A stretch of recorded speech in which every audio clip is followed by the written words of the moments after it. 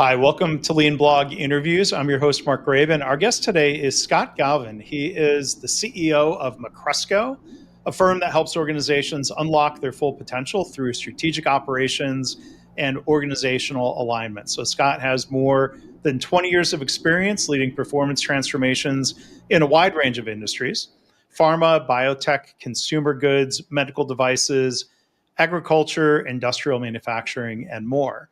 Before founding Macresco, Scott started his career in technology, focusing on systems design and architecture, and later worked as a business management consultant. He has a BA from the University of Massachusetts, an MBA from Boston University, and is a certified Six Sigma Black Belt. And he's also the creator, and this is going to be, I think, a big part of our topic for the episode, what he calls the Respect for People Roadmap. So, Scott, welcome to the podcast. How are you? I'm great. Thanks, Mark, for having me here. So a lot of Boston in your bio, Boston area, born and raised. Is that right? Yeah. So originally from Boston. Actually, for some people who live in the Boston area might know Lowell. I actually grew up in Lowell. Mm-hmm. Kind of the birthplace of the Industrial Revolution in many ways. But moved out to LA about 10 years ago. So I now reside in LA, even though I still root for the Red Sox. And you still sound like a Red Sox fan, I think. That's good. I was going to ask also the name of your company, Macresco. Yeah, Macresco. So more than 20 years ago, we started that. My background is in operations management, and so as I was doing more and more of that and decided to hang my own shingle, said, okay, I want to do lean, but didn't want to have this very generic lean sounding business name. So did a search and found out that Macresco is actually a Latin word that means to become lean. And so I said, that's the name of the company, Macresco. So we're not saying the history of lean management goes back that far, but is a pretty direct translation. It sounds like to become lean, to become exactly. Yeah. I think the direct translation is probably more about becoming thin, but we extrapolated from that. Yeah, no, it makes sense, and I think we're on the same page about what lean management means. So be an opportunity to learn a little bit more about your background with all of this, as I tend to ask everyone on the show anymore. What's your origin story when it comes to lean or operational excellence? When usually points to a little bit of the terminology that you first got introduced to, but what's your story?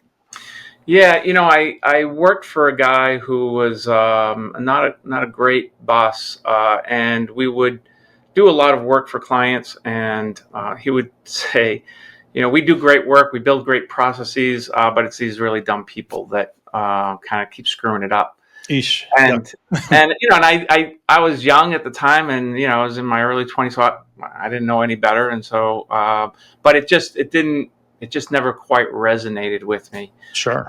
And then through the course of kind of just having different mentors that I had, I got involved with an organization where I really got to experiment a lot more. And in that experimenting, started to realize, a lot of these people that we're trying to help actually have some really great ideas, and it's that they just are constrained. And so that really got me more interested in what this lean thing was. Yeah. And I just voraciously started reading books and would talk to anybody who knew anything about lean, would just ask them about it. And through a little bit of osmosis, a little bit of self-learning, and then took whatever class I could take. Got involved with AME and met a lot of people through AME. And so had a lot of people who kind of helped shape and craft kind of my understanding of what lean was. I will say, though, I didn't completely understand it as well as I do today, I think. I was doing the typical continuous improvement work. And it was a project actually that I did where I was in China, I was in France and Germany and Mexico, and then all over the U.S. and several other countries. And I started bumping into kind of the culture thing, Mm-hmm. and I started realizing, oh, the way we're approaching things isn't quite working, and that's what really started to spark my interest in understanding, kind of going back to lean and saying, okay, what was this thing again? And realizing the model really had two pillars: continuous improvement and respect for people. Right. And I started poking at the respect for people, but everything I read was hierarchical. It was what leaders should do for Mm-hmm. employees, how you give them autonomy, how you resource them, how you train them, how you develop them, but really what leaders should do for employees. And that didn't quite resonate with me. And is it just is respect for people? It's a pillar. Is it Mm-hmm. just a leadership thing? And so I started to really try to understand that. So I started doing a lot more research. And 12 years later now, I've come to understand that respect for people is very different than respecting people. And so Mm-hmm. what I was trying to do over the last several years is how do I integrate the practice of continuous improvement with the practice of respect for people? And Yeah. that's kind of where I'm at, I think, today. And so that Yeah. kind of was my evolution of really my lean practice was, very continuous improvement process focused. And then now I'm trying to find the holistic element of Yeah. bringing continuous improvement and respect for people together. So, Yeah. Yeah. And we'll certainly unpack a lot of that here in the episode today. I think it's interesting that, you going back to the part of the story you shared about that one mindset not resonating with you. Think of, it might have been a case of somebody that, I think of methods and mindsets, or it's intertwined. And it's not, it's possible somebody could be teaching lean methods while missing some of those mindsets of blaming or belittling people, or, kind of not understanding the one aspect of our human nature of, guess what? We get distracted, we get fatigued. mm-hmm. And instead of just punishing or blaming people for that, we can design systems to protect not just the customers, but to protect the people working in the process, right? Right, right. Yeah, and I had a lot of experiences where it's not even just we get fatigued, but we can have things that happen in our lives that Mm-hmm. that activate us, mentally or emotionally. And I remember working with some managers who, by and large, they were good people, but every once in a while they would have they would do things or say things that make you cock your head sideways a little bit, Yeah. and I remember several times thinking, I know that they're a good person because I've played golf with them, I've gone Mm-hmm. to dinner with them, and I know that they really care for people. But when they show up at work, man, they're really mean. Yeah. And trying to unpack that and really understand, what is going on behind that, and that really started to kind of help me think about, well, there's the process side, the method side, Mm-hmm. but then there's the mindset side. How are they thinking about the people that they're interacting with? Yeah. And is the lean work I'm supposed to be doing here helping them with that, or is it just fixing the process? Yeah. And that's where things started to kind of like bump into each other and meld together in some ways. Yeah. So, Yeah. And you raise a point that makes me think and reflect. Nowadays people talk a lot about, bringing your authentic self to work, being able to be your authentic self. And I've written and talked a little bit about one of the fairly senior leaders, probably the number two guy at the plant I worked at almost 30 years ago now at General Motors. So I'd say this guy seemed like a jerk. He yelled and screamed and belittled people and chastised people. Didn't do a lot to help. He just liked to yell, it seemed. And I had my mind made up. I'm thinking, oh, this is a bad guy. But at one point during that 2 year stint there, I was out with some friends and I was mortified that here was this guy in the same restaurant, and he was old enough. I think there were probably three generations of his family there at a big table. mm, And I'm like, it seems like everyone loves this guy. Like, out of work Bob is maybe somebody that I might have actually liked, and he sent a couple drinks over to the table for us. So, but where did it was the nicest gesture I had ever seen from him. But I got a chance to talk to him at one point where, like, the yelling and the screaming, that might not have been his authentic self, like as I had originally thought. That it was almost an expectation of like, well, it all rolls downhill. I get yelled at, and I'm expected to pass it on.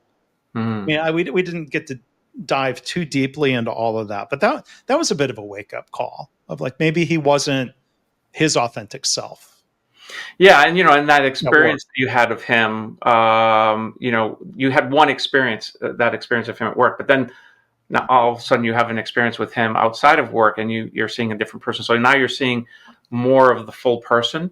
Maybe, That yeah. allows you to then maybe engage with him a little differently. And I've seen so many times where whether it's just an employee or it's a leader in an organization, they've got some persona that has been created either by themselves or by someone else, Yeah. and then that is how people engage with that person, and there's no consideration outside of that persona that has been given to them, as to that they might be something different, or that they might even want to be something different. Yeah. And I remember working with a supervisor once, and a very similar story where he was told, well, I'm expected to, make sure that everyone is doing what they're supposed to do. And he had no training in being a supervisor. So he Hmm. just thought, well, my supervisor used to just kind of like, berate us. So I Hmm. guess that's what supervisors are supposed to do.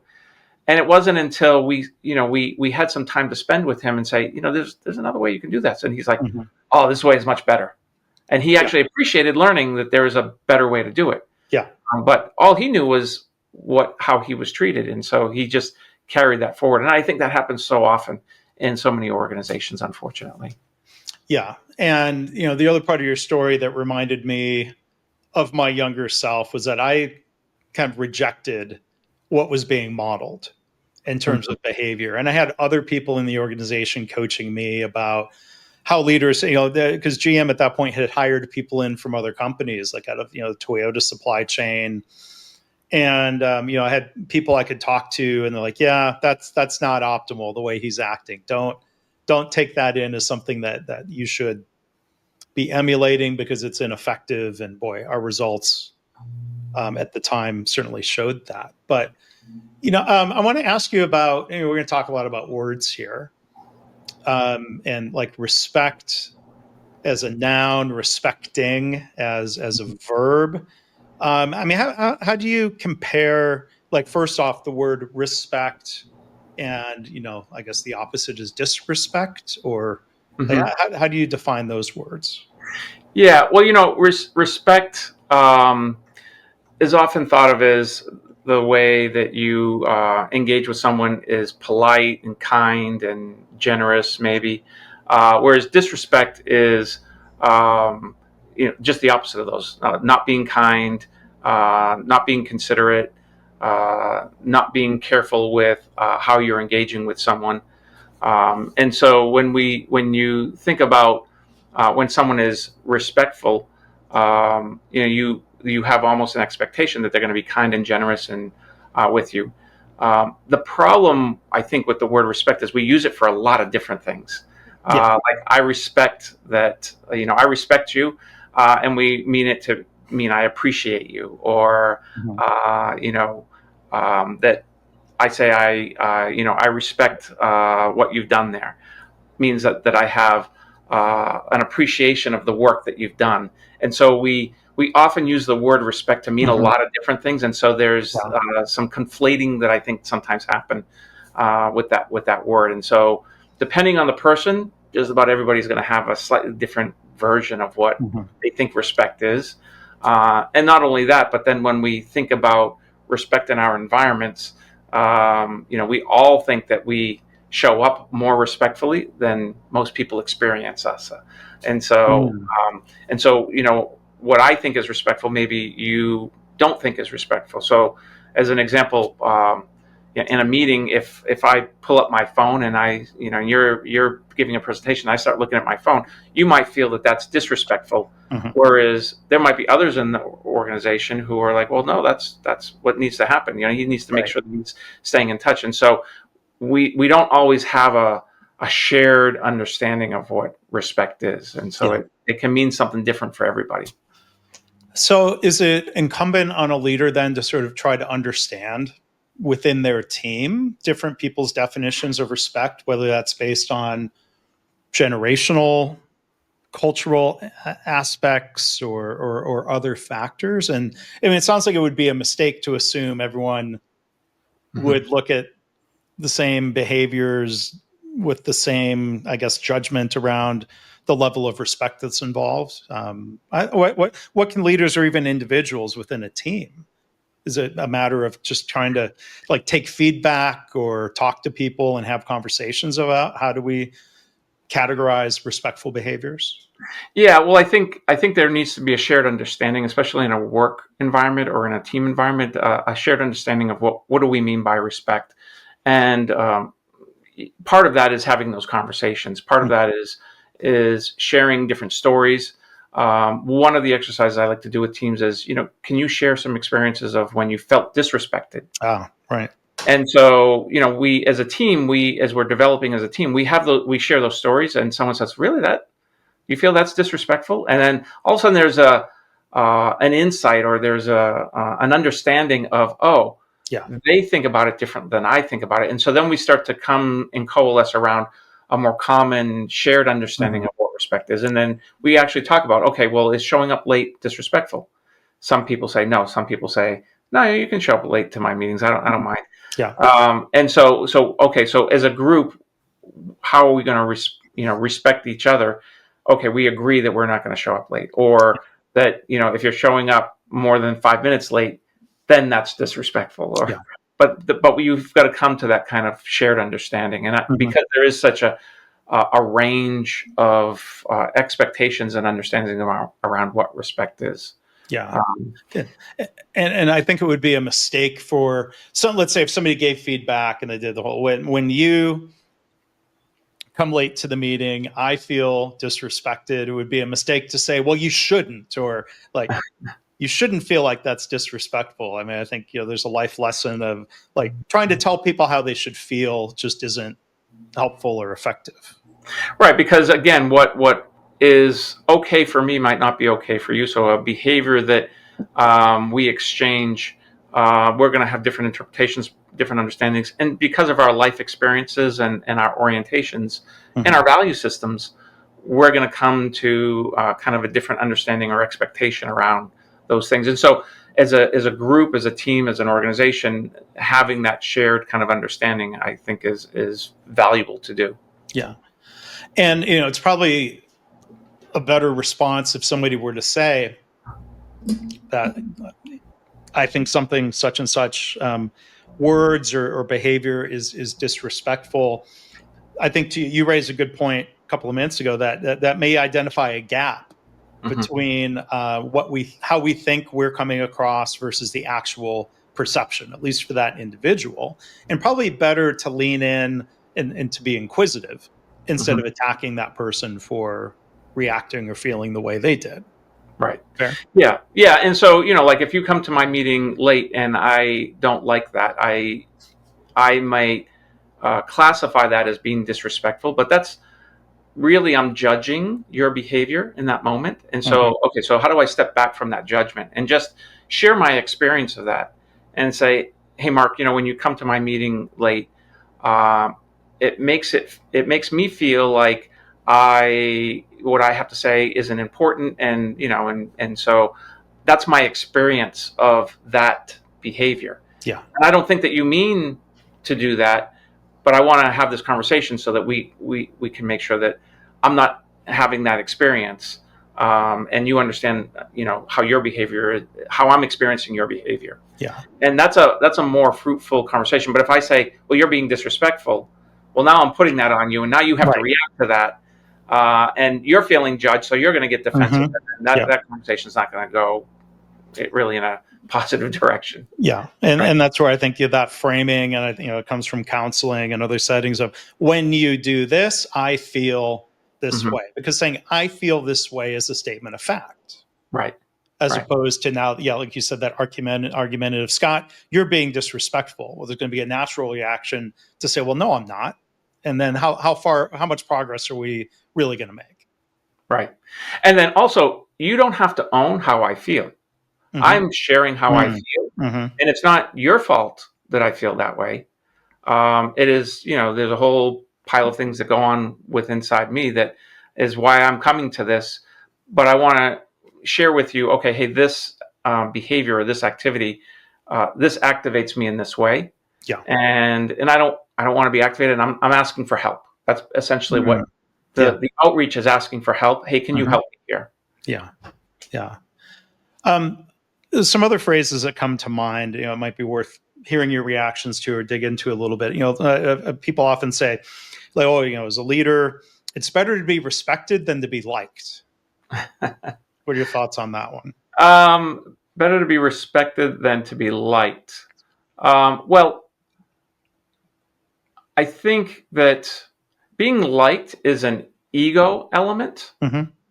Being respected is a shared values element. Mm-hmm. And so you may not like the things that I say or maybe the decisions that I've made, and that's okay. You don't necessarily need to like those things, but respect means that there's a mutuality of how we're going to engage with each other. We've got almost a contract of how we've agreed to communicate, collaborate, and work with each other. And so I don't know that people maybe think about it that way. That hey, I want to respect the contract that we've got, and if that means that you don't like something I've said or done, I'm okay with that, as long as we honor the contract that we've got on how we're going to engage with each other. Yeah. And I mean, I think, one more, positive framing of that difference of, respected versus liked. The word challenge comes to mind, right? So for what I've read from Toyota people, when they talk about words that seem to be very interconnected of, respect, kaizen, and challenge, in the name of wanting to improve and needing to improve for the customers, for the business, for the employees, because I respect you as a team and I believe that you can contribute to improvement, that you can be excellent. I'm going to challenge you or even push you to do better. And some people in a way might not like that. Yeah. In a way, unless it's a culture where, like, yes, that is normal. I know the boss is challenging me, not because they disrespect me, but because they respect me. Right. How do you see those concepts connecting? Yeah, so I've come to understand this in a little bit deeper way. So in my research of looking at respect for people, it led me down a very deep hole of looking at Toyota and Ono and kind of trying to understand where they were coming from. And one area that I explored was that they were both students of Confucianism. And so when I started to understand a little bit more about what that was, there are a couple of elements that stand out. One is that, students of Confucianism believe that people are inherently good and inherently want to do good. And so you can see that, well, if people want to do good, if they're not doing good, then, well, what got in the way? So now it strikes an automatic curiosity, like, okay, well, what's going on here? The second is that they believe that people are infinitely improvable and upgradable. And so if that's true, if there's infinite opportunity for you to become better, and I am not challenging you, well, then that's almost a sign of disrespect, because I am not helping you to achieve your highest potential. Right. And if I'm not doing that, then I'm derelict almost in my responsibilities as a leader or as a mentor. And so it is incumbent on me to continue to challenge you, to continue to grow and to evolve to this highest potential of yourself, as opposed to I'm challenging you. It's not a disrespect. It's actually a high respect, respecting that you have such potential that it's my responsibility to help you to achieve that potential. Yeah. Because if someone thought you were hopeless, they would stop trying to help you improve. Right. Well, and in fact, we see this often where someone may have a group of people. Oh, well, they're just fill in the blank. Give them whatever their title is, Yeah. as if that's all that they could be. And so this idea that people are infinite in their ability to grow and improve debunks that. Just because that's where they are today doesn't mean that that's where they have to be or where they will be tomorrow or in a year from now. Yeah. So Yeah. Yeah. And, I'm having flashbacks now to, disrespectful things that I heard or things I viewed as disrespectful in a General Motors environment of, someone like, oh, well, they're just an operator. Like that's a really disrespectful thing to say. yeah, Or, somebody sadly might throw language like that around in a hospital. It tends to be, really kind of, hierarchical and, unfortunately, sometimes that translates into things that I observe as being disrespectful, that you don't have the right letters after your name, you don't have the right education, so you're just a such and such. Where I think, the Kaizen mindset, would have us embrace that, that everybody in their role, in their job has this, I think, innate human ability to improve their work, yeah, right? yeah. Not only improve their work, but improve themselves and their Yeah. capabilities and their Yeah. understanding and their knowledge and Mm. and their contributions. And I think that's one of the beautiful things that the Toyota culture has kind of cultivated is that there's no limit for anybody in the organization. Mhm. It is just it's a matter of practice and time, Yeah. as opposed to your station in life wherever you start. Mhm. That doesn't limit you. Yeah. Um, Yeah, and there's one that I've reacted to a couple times recently, talking with people about the application of process behavior charts or SPC concepts into metrics, even down at the shop floor level. And I heard people say, "Oh, we can't do that. We got to keep it simple. The operators are never going to understand SPC." And I'm like, "No, come on!" Like, there again, like a 30-year flashback to General Motors story. The people working on the shop floor might not have known the formulas, but they understood SPC charts and they were yeah, updating the charts and they knew even more intuitively what it meant for something to be out of control process wise. We were looking at manufacturing measures, not the hour by hour production numbers. You can apply SPC to any of those systems and their outputs, but I'm like that just sounds disrespectful when someone says, "Oh, they'll never we can't, they won't understand." I'm like, oh, I don't share that hypothesis. yeah. No, I completely agree with you. Is that um, I'm always surprised at the concepts that I'm sharing with people and the depth that people can go, Mm-hmm. because we've got these frameworks in our head of oh, well, they work in this department or they work in that area or they are whatever their title is, and so we artificially put these constraints around people. And Mm-hmm.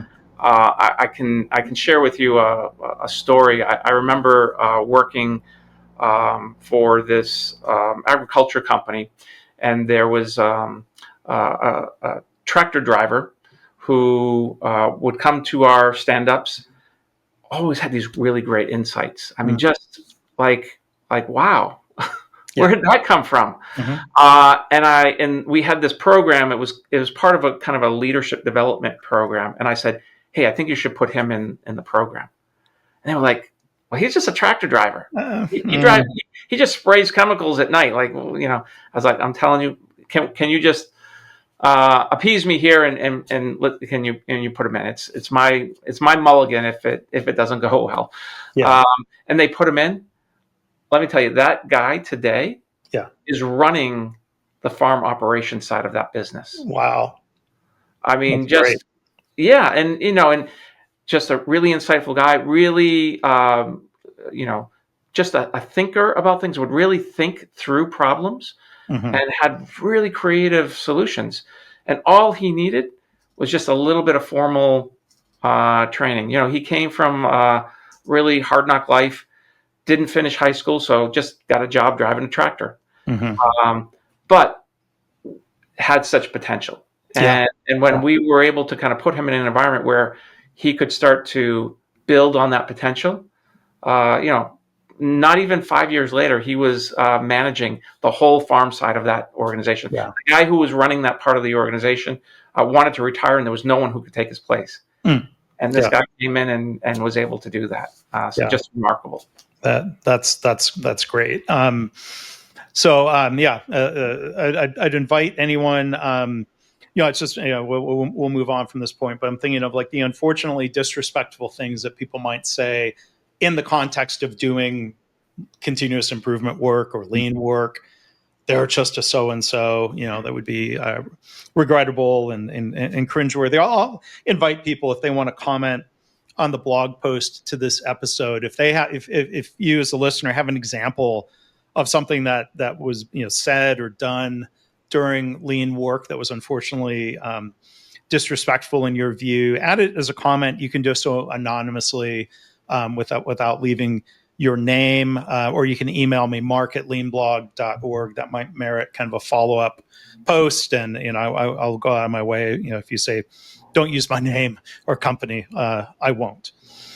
But one other thing I wanted to ask you before moving on, talk a little more about the respect for people roadmap and approaches. So one other thing I've disagreed with people on, I've heard some people that are in a camp who say, like, quite directly, nobody deserves my respect. It has to be earned. I'm more in the camp of like, well, respect is something to be given, to show respect. And you made me think of this when you talked about this view of, do you view people as being inherently good and therefore by being human deserving respect, or, oh, you have to prove yourself to me? Yeah, I would very much be in the camp of because you are human, you are deserving of respect. In fact, there's a great little TEDx video that I sometimes use in our training, and it was a student who actually gave this, and she makes this point, and she says, so someone has to earn your respect. So your newborn baby has to earn your respect. And that's so ridiculous, right? No, that baby might be a little jerk. Right? I mean, so yes, your newborn baby is deserving because of its humanity, deserves your respect. And I think, when we come to this, oh, well, someone deserves, they have to earn my respect. That's putting conditions on it. And those conditions are often unfair conditions. Now, do you have to earn my loyalty? Do you have to earn my appreciation? Do you have to earn? There's a lot of things that you have to earn. But respect is not one of them. Respect is one of those things that we should give each person because of our humanity, our shared humanity. We should be giving them that respect. And when you do that, that actually opens up the opportunity for more appreciation, for more loyalty, for more trust. Yeah. And this kind of goes back to earlier in the conversation when I said sometimes we use respect to mean a lot of things. We use it to mean appreciation, loyalty, trust. When you use it synonymously with those words, you get this conflating of, well, you have to earn my fill in the blank, and we're using the word respect. One of those ways, I think you're making me think that one way people use that word respect is like to suggest agreement. So somebody does something and someone will say, I respect that decision. It means, okay, I agree with that decision, at least begrudgingly. But I've unfortunately seen leaders who frame disrespect to say, it's like the opposite of a psychologically safe environment, where let's say an employee disagrees with the leader and the leader gets upset saying, oh, you're being so disrespectful by disagreeing with me. I'm like, I don't view it that way, but I mean, it seems like there's enough people out there who do see it that way. Well, the old command control leadership model. I'm sorry, go ahead. No, I was going to say that's exactly the problem. The problem is when we use respect to mean so many different things that in one moment you can say, well, you should respect me, but if you disagree with me, well, that's disrespectful. well, are we saying that agreement and respect are the same things? Yeah. Is challenge and respect the same thing? Yeah. Is loyalty or trust, are those the same things as respect? No, they're very different things. Yeah.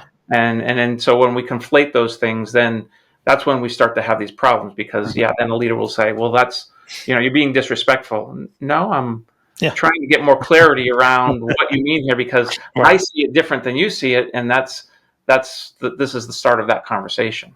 Yeah. Yeah. I had something else. You triggered another thought, and it exited stage left, and I lost it. So let me just move on to one of the other things I think you brought up earlier that's worth digging into a little bit, is the language that I know you've researched and been thinking about and teaching about: respecting people versus respect for people. Can you tell Yes. us more about the differences there? Yeah, so what I came to understand as I was doing more research on what respect for people was, and trying to understand what that was really about, I started to see the nuance between respecting people and Mm-hmm. respect for people. Respecting people it's an individual action. It's based on my personal values, it's based on my orientation, it's based on my experience. And then that means that how I react to you or engage with you is going to be very individualized. It is often reactive in a moment, and Mm-hmm. so it's very variable, because depending on my state of mind or my emotional state that day, it might look different. So it's very variable, and it's very reactive. Respect for people, on the other hand, what I've come to appreciate is that it's about how we design the practice of respect into the systems, into the policies, into the processes, into the cultural fabric of the organization. It is not reactive to someone, but how are we being proactive about that? Mm. So it's about the intention and the shared experience. It is a universal practice, so it's not this hierarchical thing that the way a lot of especially lean books depict it. It is a universal practice, so it Mm. doesn't matter your title, your role, your position in the organization is irrelevant. It is a universal practice. It is a practice that we have, that we all come to. It is how we are going to engage with each other, communicate with each other, collaborate with each other, solve problems Mhm. with each other. So there's this commonality, this universality of the practice that we come together. So that allows us to hold each other accountable to how we're communicating and showing up and engaging with each other. And Mm. so, as opposed to if it's an individual thing, well, then that's just the way I am, right? Like, how Mhm. many times have you heard that? Well, that Yeah. doesn't fly in when you have a universal practice of respect for people. Mm. And so I see those two things very differently now. I Mhm. didn't have that distinction maybe 10 years ago, but as I've come to appreciate and learn that there is a distinction, and the reason there's an important distinction is because how I show up as a person, as an individual, is different than how I show up as a member of this community, Mm. whether it's in an organization, or in my family, or in my community group. There is a universal practice that we engage in that is this. Again, we talked about respect as a contract on how Mm. we're going to engage with each other. Mhm. But there's this universal contract, as opposed to individually, I create my own contract, and then you just have to get what you get when you experience me, right? Yeah. And that's kind of the difference that I see between respecting people Mhm. and respect for people. Yeah. There's a couple different directions. We're going to keep talking about words and language and difference in these words. I saw you most recently in person at the annual Shingo conference. I know we're both really appreciate the Shingo model and the elements of that and what they do. They use language that says respect every individual. Hmm. What are your thoughts on that phrase and how it lines up with the difference between respecting and having respect for people? Yeah, so I think that, and I can't speak for the Shingo organization, Yeah. but if I'm translating that, I'm I, asking your thoughts on it. So yeah. yeah. So my translation for that is that they're saying respect every Mm-hmm. individual. And so they're kind of nodding at that it's a universal practice again, Mm-hmm. that everyone deserves respect and that we should practice universally this respect. So they're not saying, um, go out and make your own idea of what respect is. That they're saying that, hey, as an organization, we respect every individual. So universally, what does that look like? So it feels like it's closer to respect for people, how we are universally defining that, as opposed to that you make an individual choice of how you're going to show up. Yeah. And I know that they couple that with humility, Yeah. interestingly. Mm-hmm. And so, and that's important because it's only in my humility that I can say, you know what, I have to put my personal preference aside for this universal practice that we're all going to engage in. Mm-hmm. And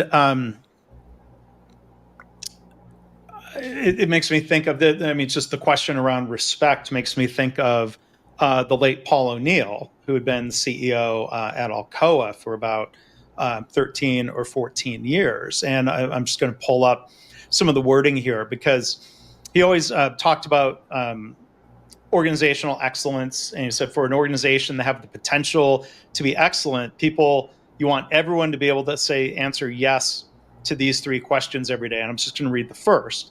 Am I treated with dignity and respect by everyone I encounter? And then there are times where he would say a longer version. I'm going to read this too. Are you treated with dignity and respect every day by everyone you encounter I'm sorry, let me go back and it's for a different meaning. Sorry. Are you treated with dignity and respect every day by everyone you encounter without regard to race, gender, nationality, pay level, rank, or any other qualifying characteristic? Mm. It's powerful things he was talking about 30 years ago. Mm-hmm. Yeah, I mean, it's unfortunate that he has to even qualify it, but Mm-hmm. um, Yeah. it'd be nice if we could just stop at, are you treated with dignity and respect by everyone? Right. Period, regardless of all those qualifiers.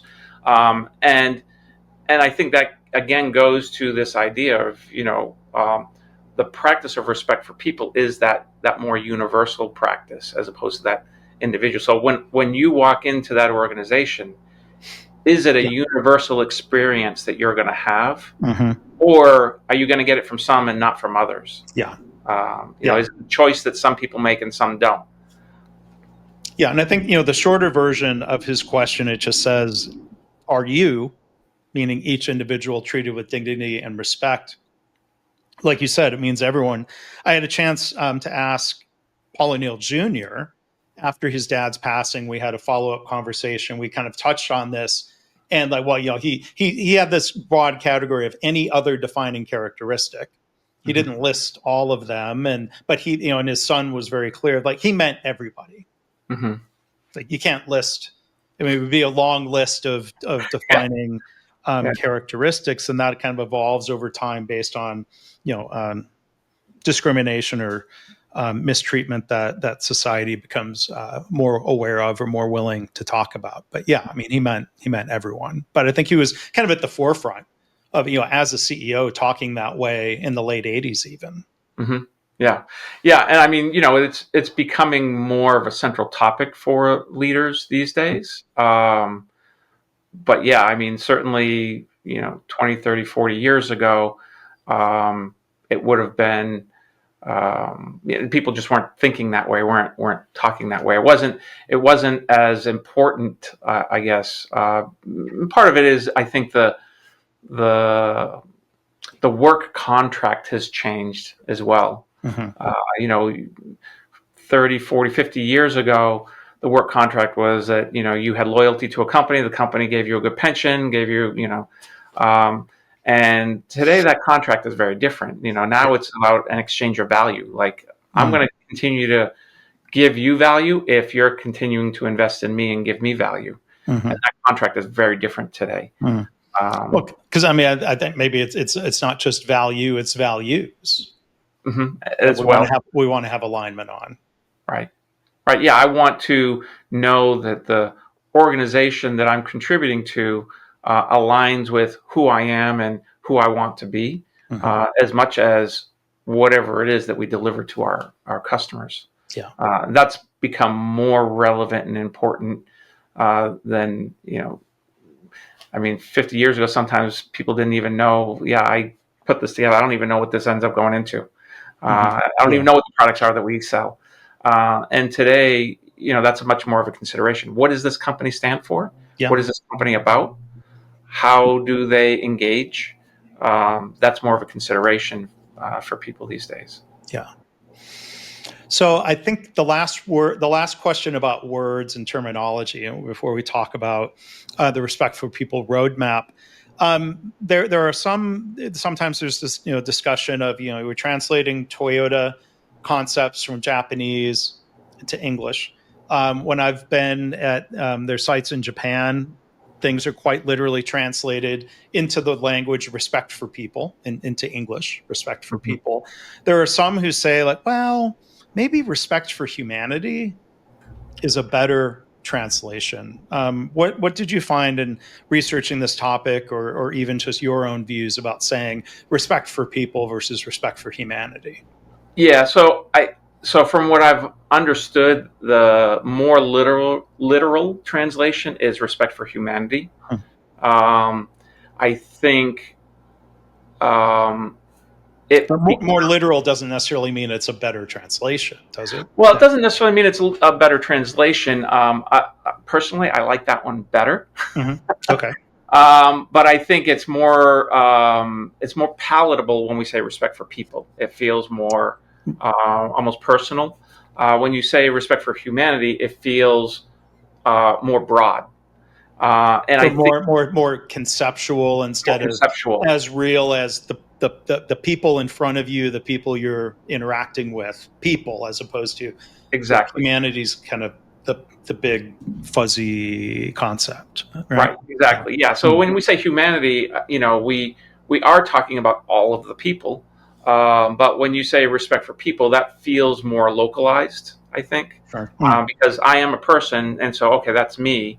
When I say humanity, I'm thinking about this broader concept. I think, and who knows what the founders intended. But if I go back to Confucianism, it probably was more humanity that they were thinking about, just because of the practices that would have kind of thought about the betterment of humanity, and how are you contributing to the betterment of humanity. And so they probably were thinking about humanity, not people, Yeah. individualizing it. Yeah. Well, I think there's an element, Toyota and other companies that I've visited in Japan, they do talk very broadly about, well, the company must provide benefits to society. And, Toyota talks about responsibility, not just to employees and customers, but to suppliers, to the communities, to the environment. That seems like that's taking that broader view. Right. Right. Yeah, and I do think that they generally probably take a broader view. They think about kind of the extended stakeholders, and we not trying to generalize, but in the West we tend to be very more centralized and individualized, and I think in more Eastern cultures it's more community focused than individualized focused, and that makes translating some of these concepts a little challenging, because there's a cultural element that enables it a little easier in one environment and makes it a lot more challenging in another environment, right? Doesn't mean that it's any less valuable, but the natural inclination, because of our cultural orientation, makes it more challenging in some cases. Yeah. Yeah, I don't personally have a real strong opinion either way. Some respect for people, respect for humanity. I think one nuance maybe that one thing that's beneficial maybe that comes from the phrase respect for humanity is to me it kind of ties it back to human nature and Mm-hmm. recognizing and understanding human nature, back to things I touched on earlier, that part of human nature is we're infallible, and that's part of the reason we're driven to do mistake proofing as part of Mm-hmm. our systems, instead of just telling people like, well, be careful and don't make that mistake again. Yeah. I think there's certain elements of like we have to appreciate and we design systems that take human nature into account. Yeah, and I do think that that's part of the central thinking is that we have respect for the human condition. The human condition is Sure. so Yeah. imperfect, and so if we can appreciate that we are imperfect, then can we come to that with less judgment? Can we come to that with more curiosity?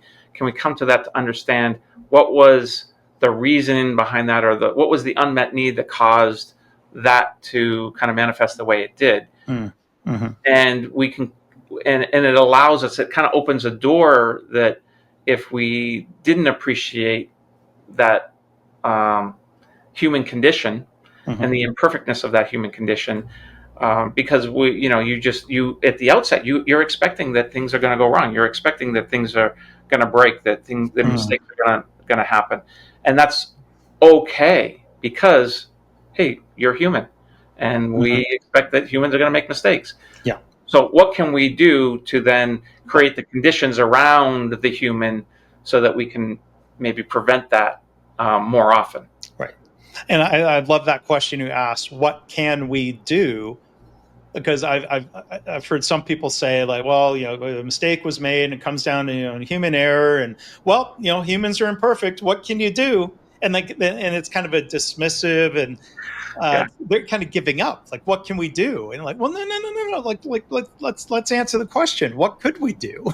Yeah, I think that's the whole point. It's like Yeah. what it is. What can, because we know that there's a lot we can do. I mean, we've just seen the evolution of how we've improved our working conditions, Yeah. and so there is a lot that we can do. It's just we just haven't Right. thought of it yet. We just haven't um, Right. you know got creative enough around it yet. Right. But for any condition, there is an opportunity to look at what we can do differently, or what we can look at what we can do better. Yeah. Um, how can we create a different condition, or a different environment Mm. around that person or group of people, so that that it supports them and helps them. Yeah. So tell us about the Respect for People roadmap. And I know a little, I know enough to be dangerous, so I'm going to let you answer the question. But I'll say to the listener, it's not a book, it's not just online training, it's a lot more. And What is the Respect for People roadmap? so let me maybe tell you where it came from. I'll give you kind of the Yeah. origin story of Oh, this. So please. Yeah. this goes back, into kind of my earlier years when I was working more globally, and started to bump into some of these different cultures and realizing, oh, what worked for me in the U.S. is not working for me here in China. What worked for me in the U.S. is not working here in Germany. There's a different cultural condition that I need to take into consideration. That really started me down this journey of kind of investigating and looking at what respect for people was. And as I started to study it more, and I reached out to as many people at Toyota as I could find, and just ask them what is working at Toyota like. Can you explain? And we would have these kind of extended conversations. There were three things that started to kind of bubble up for me. The first thing was that unlike a lot of the organizations that I worked with, especially in the U.S., they saw behaviors more objectively. So when someone would do something, or would not do something, they didn't necessarily judge that. They got curious about it, and not only did they get curious about it, but then they moved to support that person to address it. And Oh, so that was the first thing that I saw that was different. What I saw in the U.S. was that we just made a lot of assumptions. We right. assumed things. Oh, well, it's because that guy's lazy. Oh, because that guy Right. doesn't care. Oh, Right. because she doesn't really want to be here. Yeah. And we'd make these assumptions and these judgments. Right. That was the first thing. They saw Mm-hmm. behavior more objectively. The second thing was that they really valued the entirety of the person's experience, and that came out when I would say, "Well, I don't understand. Why did you include Maria on this? Well, Maria has traveled to 30 different countries. Mm. Okay. Well, she just has seen things that we haven't seen. She must know things that we don't know. Yeah. Even though she had nothing to do with that area, knows nothing about that product, knows nothing about that process, Hmm. but she's traveled to 30 different countries. Wow. Or, well, how about Mike? Well, Mike we included because he's raised 5 boys. What's that? Okay, well, what does that have to do? Well, he has experiences that, in raising 5 boys and challenges that he's had to overcome that may play, a role in thinking through this problem. And I realize that they don't just value the title or the role or the specific skill set that person might have that they were maybe hired for. They really think about the whole entire person. They value the entirety of that person. The third thing that I observed, or kind of it was an insight that I had, was that they then take those people and they bring them together, not just because there's differences there, but for mutual benefit. So they bring together this collective wisdom for this mutual benefit. They're bringing people together because there's a not a benefit just for the customer, not a benefit just for the company, not a benefit just for the employees, not a benefit just for the suppliers, but this mutuality that they were really focused on. Like, how is solving this going to be better? Oh, we see that solution is better for the customer, but that's worse for the employee. Okay, keep working it. Okay, now it's better for the customer and it's better for the employee, but it's not really better for the company. Okay, keep working it. Keep working it. Yeah. And they would keep working it until there was this mutual benefit for all the stakeholders. And I thought that was really different. That was because we might stop at, it fixed the customer problem. Okay, move on. Right. But no, a vast majority of companies, I think, would absolutely do that. Like, yeah. And so I took we got benefit for the company. So, okay, moving on. Yeah. Right. And so I took those 3 things and I said, oh, well, wouldn't it be great if I could teach my client organizations those 3 things to behave in those 3 ways? And so I started thinking about it more, and we took, seeing behaviors more objectively, we started calling that engaging with compassion. We took valuing the entirety of a person's experience, and we started calling that treating people like they matter. We took bringing together this collective wisdom for mutual benefit, and we started calling that partnering for mutual benefit. Yeah. And so those 3 things, and those were great, theories, but I had to be able to then teach it. It had to be more concrete. And so then we started to look at, well, what would be the behaviors behind each of those kind of principles? And as we kind of started to develop that, that's what started to become the framework for, this is what we can teach an organization. So we started teaching organizations those things, and that was great. It just wasn't scalable. And so then we started saying, well, what would this look like if we scaled it? And so then we started saying, okay, well, it would look like, there would be some maybe online component. There would be some facilitated component. There's some peer learning that would happen. Yeah. And we started pulling together all of these different pieces. And that is what has become the Respect for People roadmap, which is it's a learning experience, not just a training. It's really a learning experience. And when people go through this program, it is really an experience that they're having, because they're not only learning kind of the education, but there's a mentor who's part of the program. So as they go through the micro lessons, they then share their insights with their mentor. Their mentor is then going back and forth with them about those insights. And the goal is to help really create these insights that move people to action. One of the things that we learned as we were developing this is that, an insight is really when you just take a bit of information, data, and you connect it with your lived experience. That gives you that aha moment, which is really just a moment of clarity. So there's 2 things that happen with an insight. You have that moment of clarity, like, oh, that makes sense. Why? Fill in the blank. But then there's also an intrinsic motivation that happens. Well, that means I probably should fill in the blank. And so we wanted to tap into that. And so the reason we designed it the way we did is, hey, how can we create the best conditions to create more insights? And so we take people through this learning, feedback, doing, feedback loop. Right. So it's a constant, it's a loop that you go through multiple times through the course of the program. And the goal is so that you're walking away with lots of insights that hopefully motivate you to then embrace some of these new behaviors. And as you embrace those behaviors, well, that starts to create you show up differently, you communicate differently, you partner differently, you collaborate differently, you solve problems differently, you you engage in conflict differently. Mhm. And as a result of showing up differently, you're really starting to create kind of a new environment. And when you do this more broadly in an organization, so when you start taking multiple teams through this, well, that just inevitably starts to create a different culture. You Yeah. just have now lots of different people who are showing up and engaging in different ways. And so what we're seeing is what would often take maybe a 2 or 3 year window to change culture, or a 5 year window.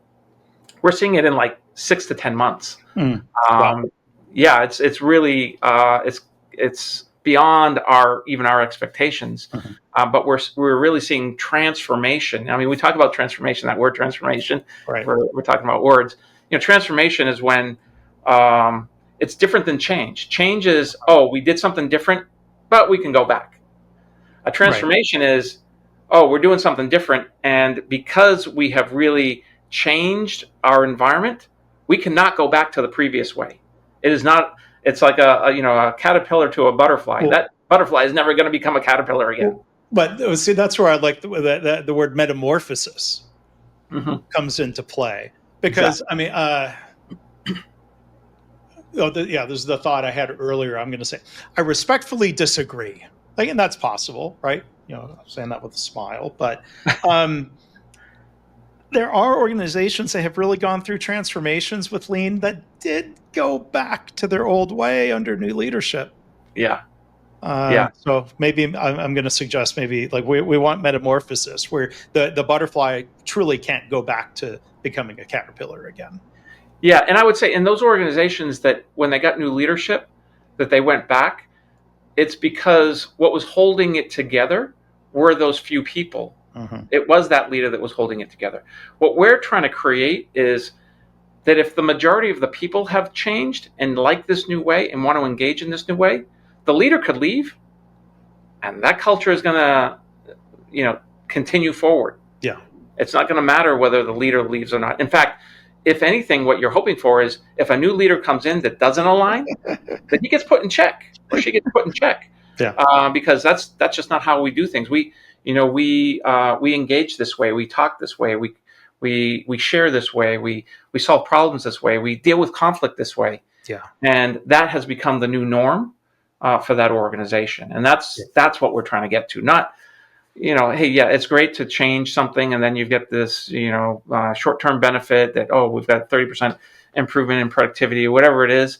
But then you come back 2 years later and it's regressed back again. Well, Yeah. how useful it really was, that effort. The short-lived improvement. Yeah.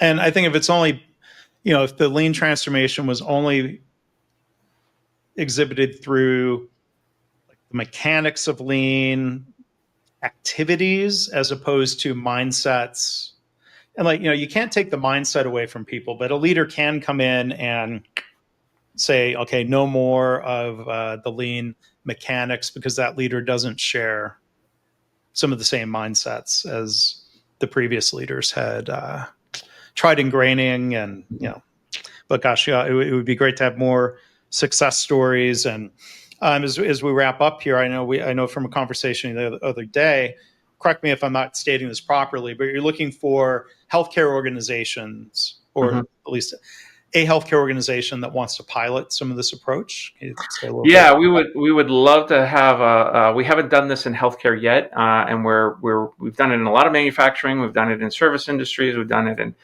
biotech, and we've done it in a lot of different industries, but we haven't done it in healthcare yet. And so that was part of the conversation we were having. Is it would be great to find an organization that wants to pilot this, and maybe run an experiment with us to say, okay, hey, I'm 99.9% sure this is going to work in healthcare as well. that? But it would be nice to prove it, and an organization that would be interested in stepping forward to maybe do that pilot with us. And I just want to make one more point about that leader coming in and changing things. Mm-hmm. We very intentionally designed this program so that the 9 behaviors that we're teaching do not rely on permission from any leader to allow people to engage in them. Mm-hmm. And it's an important thing because we were very careful, because like a lot of the lean tools, you have to have permission to engage in those Yeah. tools. we wanted to eliminate that. And so all 9 behaviors are things that you have agency to do, regardless if your leader believes it or not. So even if your leader doesn't believe in it, and I'll just run through a couple of the behaviors. So one of them is checking your perspective. Mm-hmm. Well, are you judging? So can you get better at not judging the situation and just seeing things more objectively? Yeah. Can you seek to understand? Can you act to support people? Can you prioritize well-being? The next one is valuing individuality. Can you really value those people around you more? Mm-hmm. We have one called spotlighting others, and that's really about, we do a lot of recognizing of people, but this is around appreciating and recognizing people. Mm-hmm. So can you appreciate the people around you? I don't need my leader to give me permission to appreciate you. And to say, hey, I really appreciate what you did. I want to thank you for stepping up and taking that load off of me. Or, hey, I really want to thank you. Your due diligence and how you think about things really made a difference here. And I mm-hmm. just want to let you know I appreciate that. I don't need anyone's permission to do that. Sure. And so, when we designed these 9 behaviors that we're teaching, we very intentionally wanted them to be things that no one needed permission to do. Mm. They could do them independent of anyone else in the organization. And that's really a very powerful element of this program, is that no matter where you start in the organization, these can take a foothold because they don't require anyone else to give you permission to do them. So. Well, it seems really powerful. You give me an opportunity to dig deeper and learn more. I invite the audience to do the same. So you can go to respectforpeopleroadmap.com. There's a contact form there if you want to get in touch with Scott about healthcare or any other setting. And what you're saying there at the end seems powerful, because you were talking about designing the system of respect. You have a background in system design, system architecture. It sounds like you're trying to design a resilient system. Mm-hmm. Exactly. Yeah. And we thought about it not only from designing it to be resilient, but also to be scalable, because that's the other challenge is, you may have one continuous improvement person in the company. Well, he can't be everywhere, or she can't be everywhere in the organization, and so then it limits what the organization can do. And so we wanted to make this so that it could be scalable, so that organizations can scale it at the rate that makes sense for them. Yeah. Oh, that's great. And I'm going to wrap up with one final quick story. I was talking to someone the other day who is not healthcare, different industry. I'm not going to say where. Was saying that the organization was struggling with trying to take respect for people beyond the superficial level, as he put it, beyond not being a jerk. Now, he used a word that rhymes with jerk, that's a little less family friendly, but it sounds like I should point him in the direction of the Respect for People roadmap. Well, send them on over, and I'd be happy to. We have a demo version of the program that anyone can do, and he can we call it the test drive, so he can go kick the tires. And the program itself is about 72 micro lessons, so it's pretty robust. The demo is just 8 of those, but there are 8 of the actual lessons, and so there's actually some value just in doing the demo. There's actually some value in that people will get out of just the demo. Yeah, it's a good intro. And from what I've demoed the demo. Maybe I'll go through the rest of the demo. But I want to thank you again, Scott. Our guest has been Scott Gauvin, CEO of Macresco. There'll be links in the show notes to Scott's website, his LinkedIn profile, the Respect for People roadmap page. So, Scott, thank you so much for being a guest here today. Really, really appreciate it. Yeah, thank you for having me on. I appreciate it.